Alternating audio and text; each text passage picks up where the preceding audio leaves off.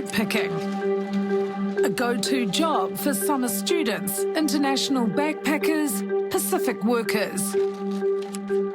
And one way of breaking free from the benefit. But is it? The government is laser-focused on reducing the number of unemployed dependent on welfare. The way we measure success is to have 50,000 fewer people on the Jobseeker benefit by 2030. But is the government's Jobseeker scheme providing stable, consistent work for kaimahi? The struggle is real. You're always worrying if you're going to be able to pay your rent. Kainui Pack and Coolstore is a family-owned kiwi fruit and citrus orchard business in Kerikeri.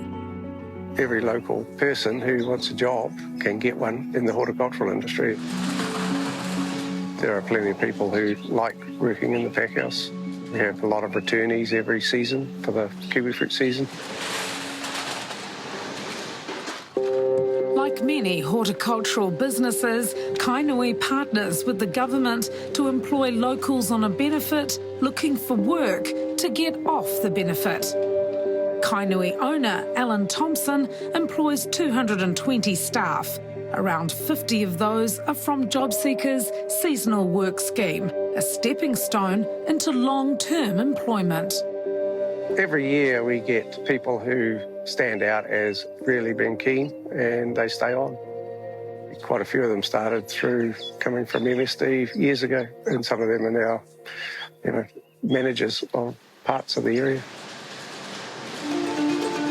Almost 200,000 people are on a Jobseeker benefit. More than half are work-ready. Former painting contractor Wade Raika is one of them. There aren't that many painting companies up here, so the workers that are in them, they're all employed. Wade worked for 3 seasons on Kerikeri orchards, including Kainui, after his painting work dried up. My very first season was with Kainui, and they were good in all respects. But in the horticultural industry, hours of work are uncertain and can be changed at short notice. There is no work when it's wet out here. You can't pick in the rain. You can't do much. If bad weather on the day stops work, wages are topped up by winds. But if the production process is disrupted for any other reason, lost work days are not compensated. That's the nature of the business. It's been like that forever, really. It's a seasonal job. Our philosophy is Kiwis first, but we have people who have worked in the pack house. We offer them work in the orchards, and they're not that interested, to be fair. Today, recruits from Vanuatu are pruning kiwi fruit vines to get ready for next season.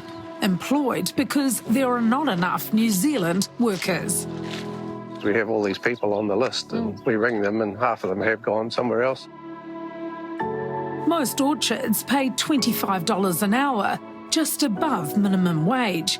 But Wade says the uncertainty of hours he might actually work makes budgeting tough. Hours are very sporadic. I mean, sometimes you get up to maybe 3 days a week where you get full days. But there's also those days during the week. It might be 2 days in the week where you get half a day. Wade wants to get off the benefit completely, but he says orchard work can't help him do that. They put us into work, to go back to them and ask for assistance. How does that work? It doesn't. What do you think about the Jobseeker support being unstable with the hours and people can't make it work financially? Well, that's a difficult one. That's each individual is in a different situation. The people that want work and want full-time work get full-time work. The level of absenteeism is a real big problem.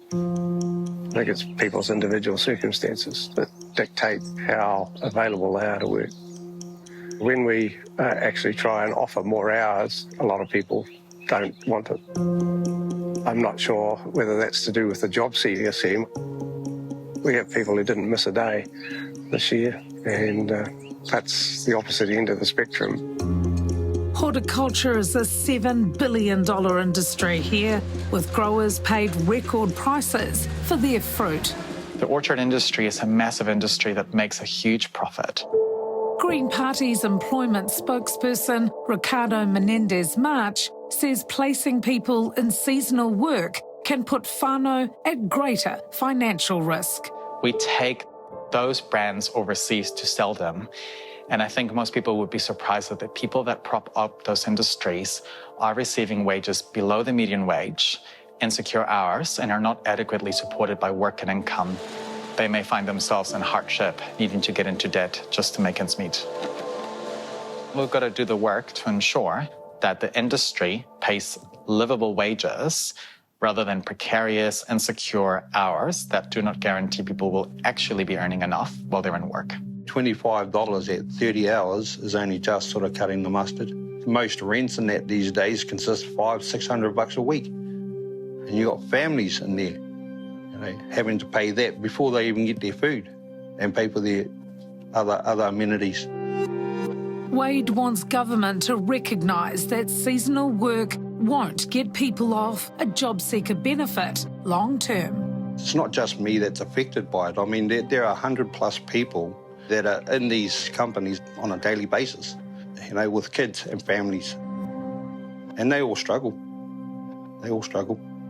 We need better support to actually connect people with jobs that match their skills and aspirations. Can't do without them, and we appreciate what they do for us. But we also appreciate the system is not perfect for anybody.